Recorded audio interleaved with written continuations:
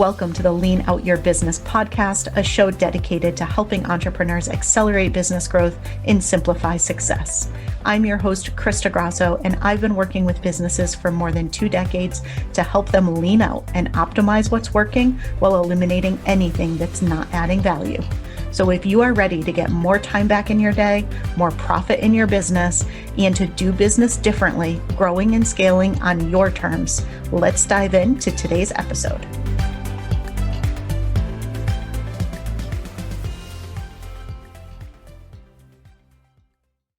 Hello, and welcome to another episode of the Lean Out Your Business podcast.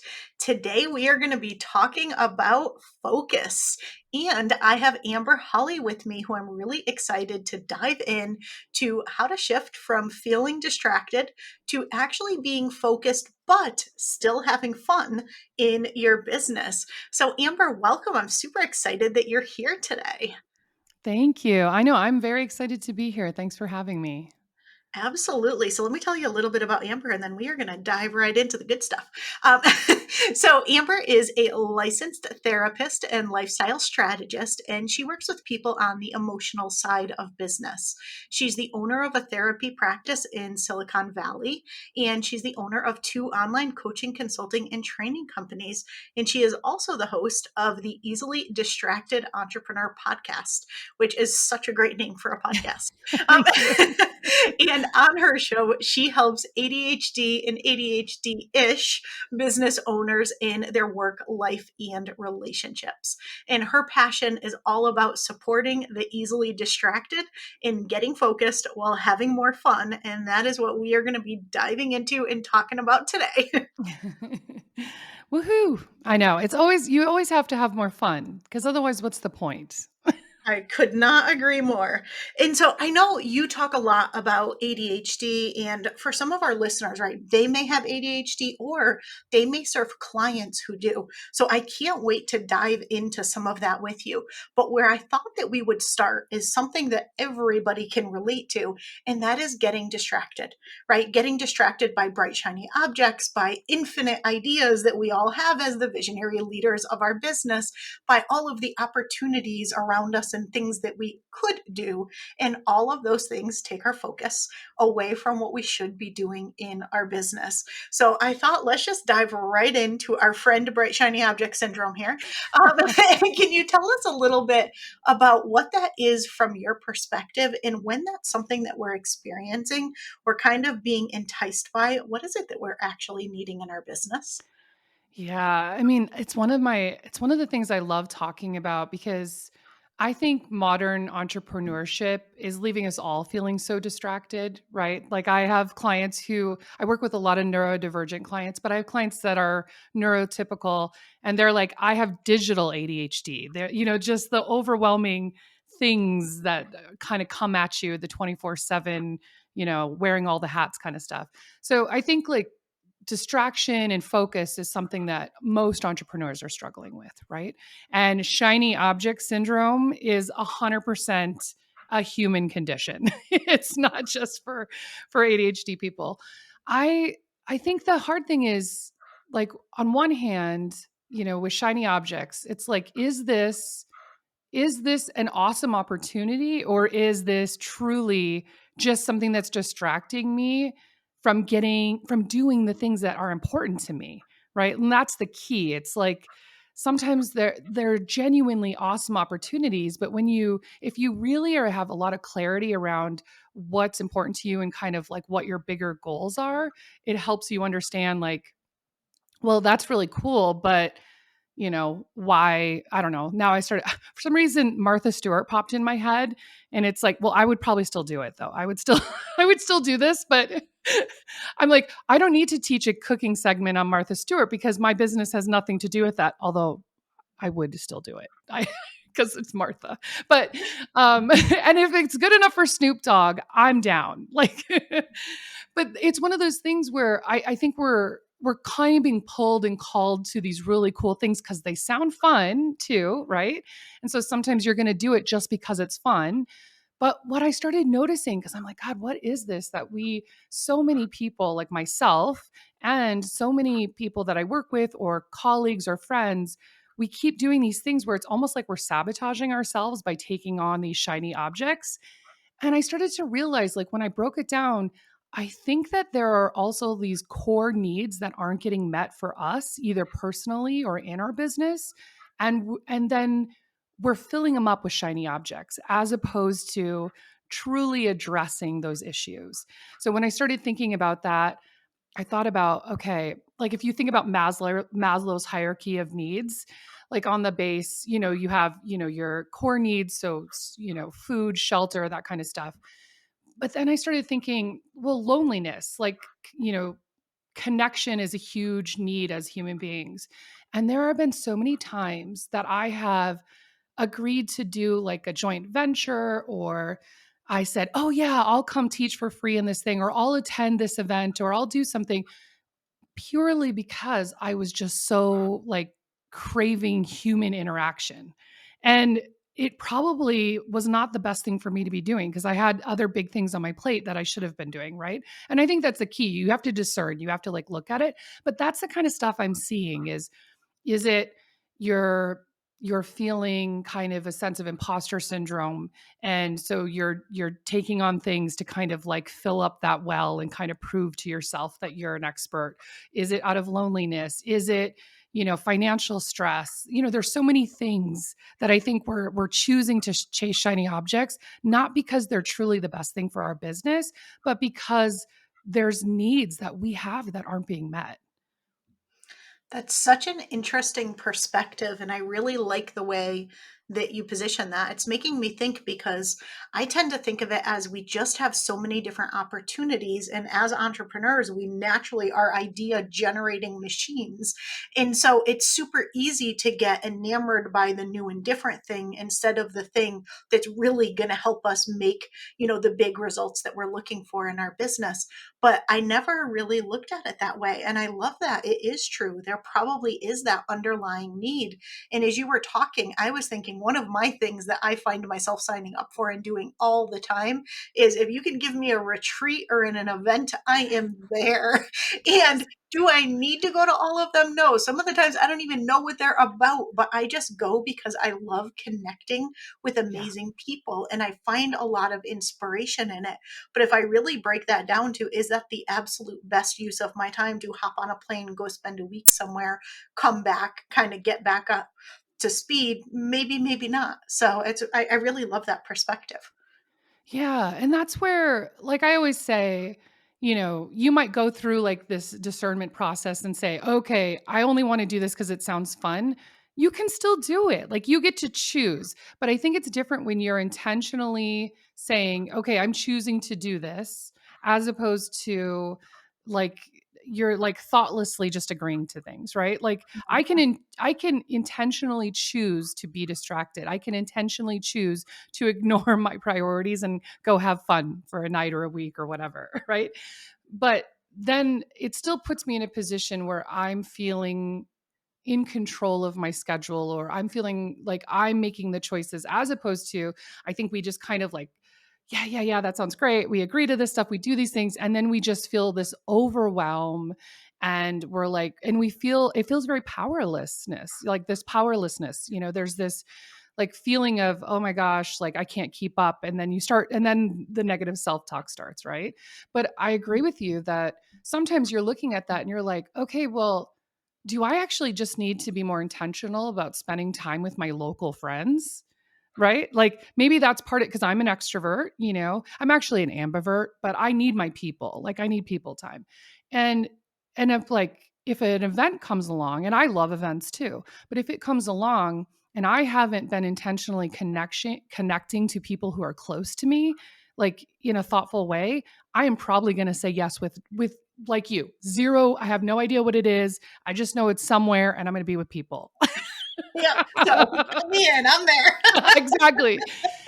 But if I'm being intentional in connecting with people, then I think I will be a little more thoughtful, because there are still times I'm going to choose to go do that thing because it's like an amazing leader that's putting it on, and or it just so happens it's like the thing I'm struggling with, or it just really calls to me, right? Like then do it. Mhm. But I had noticed I have this tendency as like that type A go, go, go person where I have this amazing support network. And this is something I really believe in as, especially as a therapist, like having your support network. And then I realized like I'm not spending time with them, like connecting on social media is still good. I like that, seeing their pictures and stuff. But I would go through periods where I was so busy, quote unquote, that I wouldn't make time to like, have a lunch date or go out with the girls or whatever. And so yeah, I think it's looking at, why are we choosing these things? Because that's kind of where I see it again with so many clients and with myself. Like I'm overloading my schedule, even though I'm somebody who's really, I feel very like solid in the knowledge, like the less you do, the more you accomplish, right? Mhm. And so like I just like, why do I keep doing this? And then I realized, oh wow, I actually can notice these trends, you know?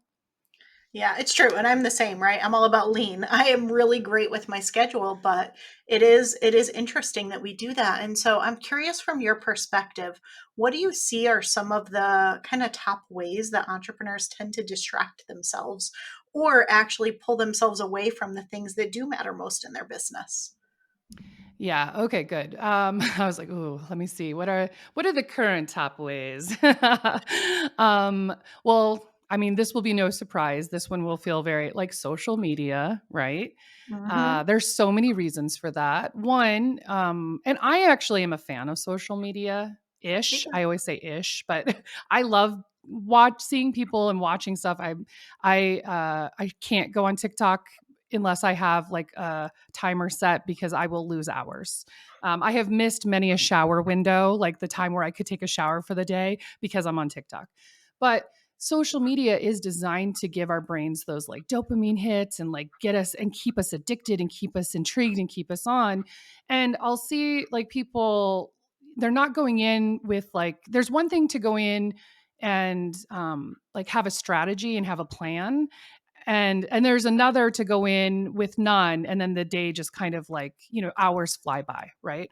And so I'll see people say like, oh, I don't have time to post on social, and I sometimes feel that way, but they'll go in and like be a voyeur for 3 hours a day, and so it's like, that's fine, you get to do that. Like I actually have 30 minutes in the morning, it's actually more like 45, where but in my calendar it says 30, 45, where I do a social scroll. I'm just enjoying it and I'm there to be a voyeur. I'm not there to like post something for my business, but I have to have limits on it because otherwise I could just spend the whole day like popping in and out. And then I never get the space to do the deep work. And I think that's the problem is we're flitting from thing to thing, and we're, again, it's like there's no intentionality in how we're structuring our day.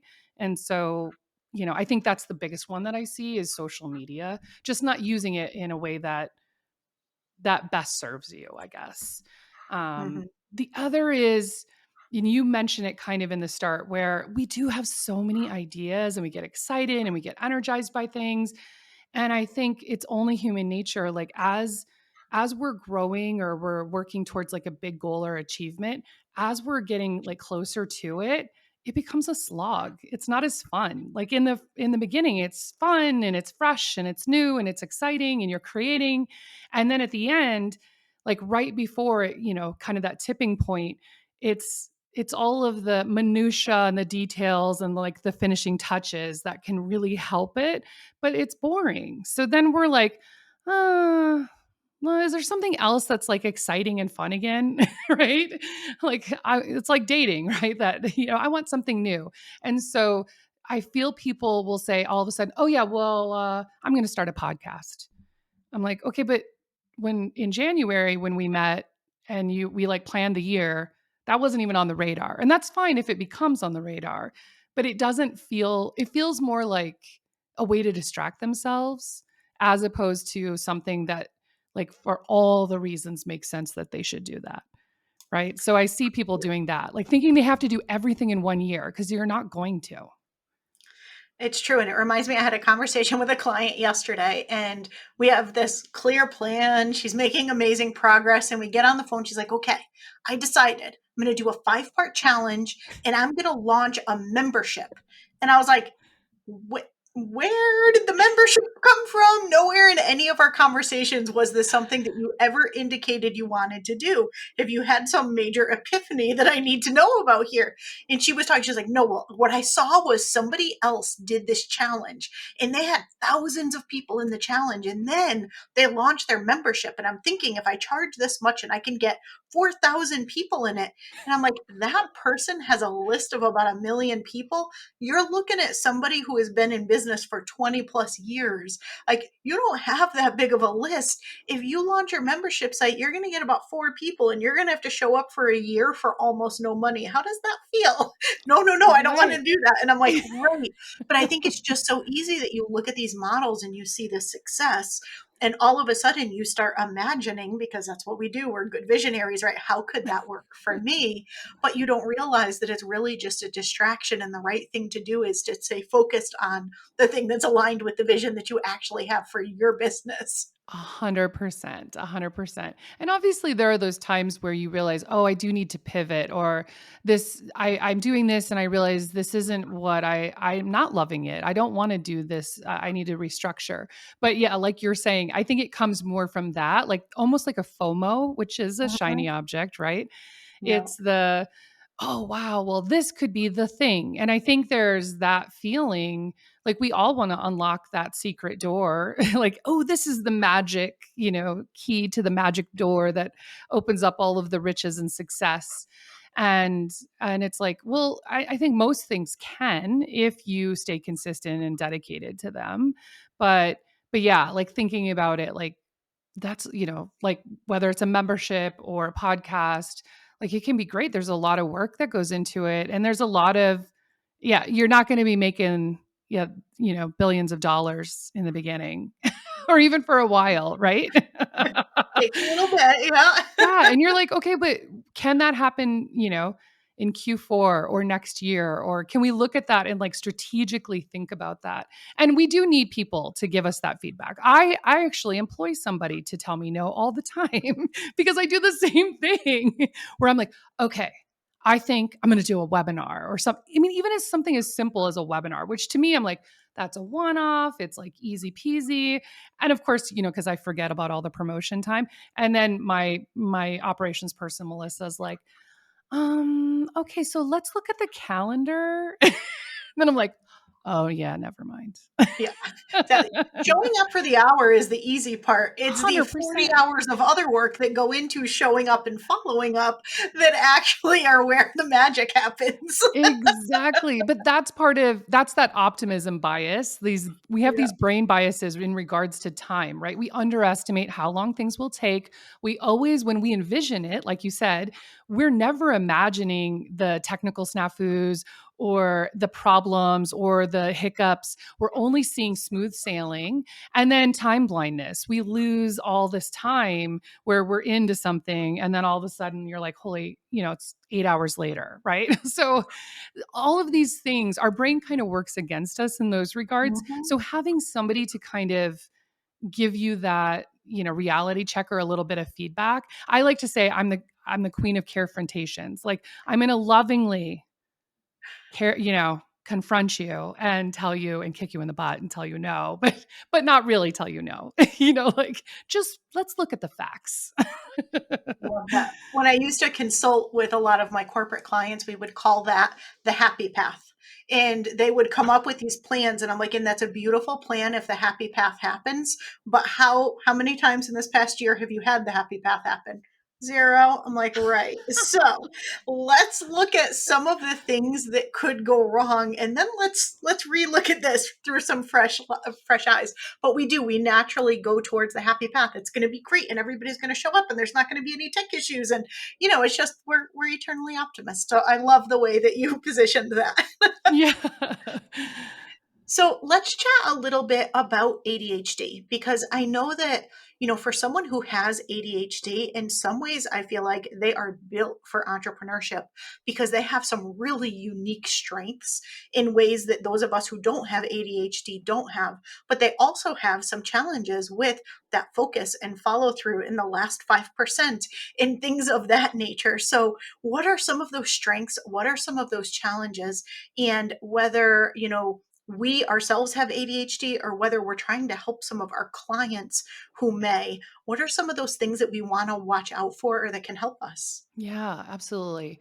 And you're right that it is estimated that 40% of entrepreneurs have ADHD, which is not at all surprising for me because, being somebody who worked in the dot com era and worked in corporate, uh, even though I worked in like the technical corporate, so there was a lot more flexibility, it's, we're not always, we don't always thrive in very like confining environments, right? And I think there's always this fear of, like especially, being late or dropping balls or whatever. There's the stress that comes with that. So it makes sense, and that people go into entrepreneurship. And I would say that number could even be higher because that's why I say ADHD-ish, because there's so many people, especially women, we tend to not get diagnosed because of how our ADHD shows up. And in my experience with, I work with like super high achieving women, like doctors, lawyers, entrepreneurs, all kinds of, professionals who they figure out coping mechanisms to like get through things, and it works, right? Until it doesn't. I didn't even get diagnosed until I was 41, when I was going through like burnout and a bunch of other stuff. And it's like, so sometimes there are people who probably have had it their whole life. Well, you do have it your whole life. It doesn't go away, but and didn't know. So that's why I always put the ish in there. So yeah, the strengths are people with ADHD tend to be super creative. And that shows up in many different ways. So there's that innovation part. A lot of famous neurodivergent people are like Richard Branson, and of course now I'll forget every single neurodivergent person. Like I'm like Steve Jobs, like who else? There's a whole bunch. Literally, it all just went out of my mind, all of my examples, but there are, and I think people know that. So there's that creativity. There's also like there's this risk taking that, because of the impulsiveness, those pieces, sometimes they're more willing to take a risk, which is a good asset in entrepreneurship, right? Because sometimes you got to take leaps and do stuff that's a little scary and unknown, just to get things going. And trying to think, the hyper focus is another one. Like when we hyper focus on something, we can get so much done. I do these things like once a quarter. I call them GSD weekends, where I'll go stay in a hotel by myself. I can get more done in 3 days than most people get done in like 2 months. Like it's Mhm. amazing, right? There is that downside too, where I can also whittle away many a week, but it's that hyper focus really does help us, kind of like get things to the finish line. So that can be, those are just a few of like the top strengths when I think about it. But like you said, that also comes with challenges. And most people with ADHD are in that, yeah, solid 80% club where we get things 80% done. And then we're like, okay, I'm bored now. I'm going to move on to something else. And the time blindness, like losing, hours or days of time doing things that aren't actually pushing the needle because it's not focused, it's not deliberate, it's not intentional work. And so, I'm obviously there are strategies to help with that, but that's kind of a big one that I see. And just, yeah, like forgetting about things, not having enough organization, because that's part of that, you know, it's part of like disorganization kind of comes with the territory for most people with ADHD anyway. Yeah, one of the things I've noticed, I don't personally have ADHD, but I'm married to somebody who does, Ah, and I am surrounded by a lot of friends and family and clients who do, is the hyper focus is such an incredible strength, but yeah. only if it's something someone will hyper focus on. And sometimes the things that you actually need to hyper focus on aren't the things that are interesting. And if it's Yeah. not super interesting and will take all of your attention, it's really hard to move the needle on those particular things. That's been my observation. Have you noticed that as 100%. well? Yeah, and I'm glad you said that, because that is the down that it's like every strength has that like, downside to it. Um, if we're into something, we will get it done. And hopefully that's something that needs to be done in your business or your life, right? But conversely, if it is not interesting, you may as well tell us to hike Everest unprepared. Like Yeah. that's how hard it feels, you know? And I jokingly will tell people like something about going to the post office and mailing things literally feels like going to Everest. It makes no sense to me. So I end up doing it like once or twice a year or trying to get my husband to do it, but he also has ADHD. So it's a real, I need like an in person assistant, really, is what I need. But yeah, there are just those times. And it makes me think back to a college class I took. It was like a Western civilization class, and it was self paced. Literally did not know I had ADHD at the time, should never have taken that class. Like all of that is a recipe for disaster. Now, if it was a psychology class or math, no problem. I got those done. But this particular thing just was, it was in, oh, like, yeah, that sounds good. I'll take it, but no interest. So I literally did none of it. And I didn't drop the class. So I got an F. And here I am getting all A's and I got an F. And I was like, shit. So I re signed up for the class because, you know, if you retake a class, it can replace the grade. I did the same effing thing. And so finally I dropped it, right? Like, but I just accepted and I have one F on my transcript. I'm like, it's ridiculous that I couldn't get it done. But it's that same thing where, you know, if this was my business and that was the case, I would have hired somebody to do that Civ course. Mhm. Like that's what or I should never have signed up for it in the first place. Yeah, I guess they don't really let you hire somebody to No. take classes for you as much as we all would have loved that in college. Yeah, exactly. But in your business you can, and that's the beauty, right? Like I don't need to I don't need to be good at those things that I think suck. I just get to outsource them. So, Yeah, no, I really love that point because I want to just spend a moment and talk about how we can best support our clients or those around us who do have ADHD. And that's one of the things that I've found is it's not to try to force them to do something that they don't want to do. It's to recognize that there's a reason why they're not doing it and to surround themselves with the people who have that natural strength and that they can work well with. So they have that ecosystem for success instead of trying to fight against their natural strengths. yes.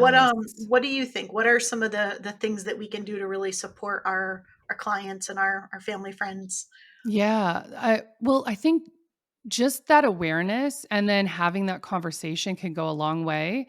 Now, if the person with ADHD isn't as aware of their tendencies, right? Or if they're so deep in their shame that they can't accept help, because that does happen, Mhm. right? They're like, no, no, no, no, no, I'll just make it work because I feel bad, you know, like they feel terrible letting people down. I know, like I do too. And there's this thing called RSD, rejection sensitive dysphoria, where it really feels awful to let people down. So in that case, they might not be as like, they might not jump on it. But if you stay with it and say, okay, I'm noticing this, it's not getting done. How can I support you? How can we do this in a way that will make it easier? Or is there, yeah, can we outsource it if we can't? Because sometimes you hold the knowledge of something, right? Mhm. How can we figure out a different way? So for me, like this is, and I've, you know, taught classes on this, like how to teaching people how to work with us. And we never demand, right? Because I'm not going to expect somebody to change their whole business structure to accommodate me. But when I'm hiring somebody, I'll say, like a company, I'm like, so it says you do like a email check-in or Slack or this and that. And I was like, I'm terrible at that.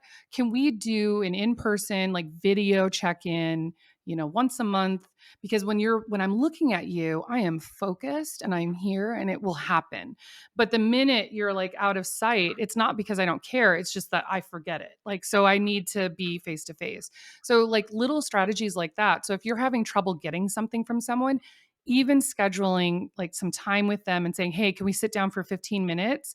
And sometimes it's called body doubling. Just having someone sit there, you may not even talk to them, but just having them sit there knowing this is the intention of this time together is I want you to make this phone call, you know, schedule that doctor's appointment or whatever, you know, whatever the thing is.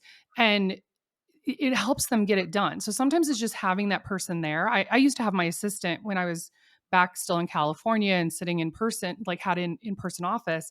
I would have her come in my office just so that I could finish the things I needed to give her. And she would sit and work on her stuff. And it would be enough of a like mental cue to stay focused. And then obviously, if she sees me, she hears me listening to TikToks or something or going, some other direction, she can be like, hey, hey, hey, what's up? And it keeps you focused, right? So I think just spending that time, and I've done that for people. I've been on calls with people who, weren't even clients and they're like, oh, I need to do this. And I said, well, I've got a little bit of time. Why don't we just sit here and why don't you call right now? Or why don't you do that? And they're like, no, no, no. I'm like, no, no, no, I'm good. You just sit here. Let's do it. And then it's like the thing that's taken them 3 weeks of stress gets done. Right. So those kinds of things can be really magical in that way. But yeah, asking sometimes writing it out, there's like it's really hard to do, but if they can verbally say it and then you can kind of take that information and like synthesize it. Like obviously if you're a spouse, I'm not telling you to do this because we're not going to be our spouse's secretaries, right? That's what. But yeah, but can we as a business owner who's supporting another business owner or a coach or an assistant or, team member or whatever, can we do it for them? Yes. But yeah, there's that fine line of I'm not your mother, I'm not your secretary when it comes to like couples cuz I work with a lot of couples. So I just have to put that caveat in there. No, that's good. And I thank you so much for those strategies because I think it is super helpful. And at the end of the day, I think it's just so much about finding how do people work best and how can you create that ecosystem within your team. And as the leader of your business, surround yourself with the right people so that you're getting the right things done at the right time in the best possible way. And those Yeah. are some great strategies to be able to leverage, whether you have somebody on your team with ADHD, whether you have ADHD, or whether you're supporting people who do. So thank you for sharing those. I feel like that was really, really valuable. Oh, good, good. Yeah, I have a whole bunch of those, but yeah, sometimes it's not as hard as we think it will be. I mean, Mhm. I understand, when you're waiting on somebody for something and they're the stopgap or they're everything's kind of like, yeah, stopped right there and you're waiting for something. It can be so frustrating. Like, you just need to tell me this. But then schedule an appointment, do a face to face, sit with them, whatever it is that they need. And I would check in, just ask. And if they say, no, no, no, I'll do it, say, no, let me support you. It's okay. Like, let me do this with you. It goes a long way. Absolutely. So tell everyone a little bit more about you and your work and what you do and where they can find you. Yeah. Well, since you're listening to a podcast, you can head on over to the Easily Distracted Entrepreneur, like you said, where we talk about all kinds of things business. And my thing is about understanding neurodivergence, but also sustainable strategies for success because of I work with so many people with burnout. And that's the thing where we kind of if we try to do everything ourselves or we're just trying to keep up with everything and we don't have like a strategic plan, we just burn ourselves out and spread ourselves too thin. So it's something I really love helping people with. um, I do have a membership where I help people, and like I said, most of the people are neurodivergent, not everybody, but we have like weekly co-working, so that's that whole body doubling strategy where everyone just works on their own thing and we're all on Zoom together. And there's also like coaching, group coaching and training in that one every month. But yeah, you can go to amberhawley.com. And if you're going back to the beginning, if you're like, oh my gosh, I have the shiny object syndrome so bad, I have a downloadable for you listeners. If you go to, I think it's amberhawley.com/Krista. I think it's Krista. Um, if it's not, I will change it on our end, so it is. and and you can get the shiny object syndrome downloadable.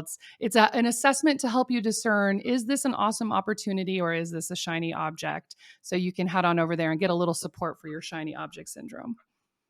I love it. That sounds like a great resource. And everyone, you'll find all the links down below in the show notes. So I want to wrap up with my question I ask everybody, and I can't wait to hear what you have to say. And that is, how do you work smarter, not harder, and keep things lean in your business?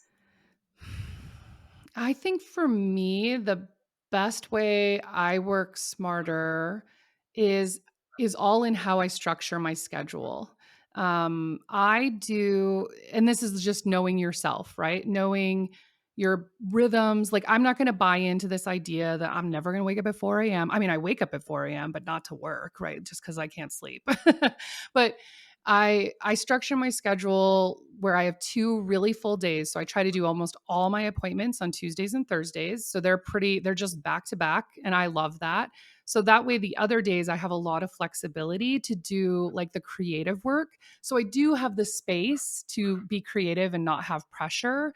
And it gives me enough flexibility where, because again, as I think a lot of people feel this way, but especially ADHD people resist schedules and it feels confining. I feel like I get the perfect balance of like freedom, but enough like focus where I'm really getting the things done and I'm not task switching, right? So I'm in client mode, I'm in podcasting mode, I'm in it, and I don't have to like all of a sudden do my finances or do this. Like it's all structure. I think that's probably my best tip. I love it. All right, Amber, thank you so much. So much incredible value in this episode. I appreciate you being here. Everyone, be sure to check Amber out. You'll find all those links down in the show notes, and I will see you again next week.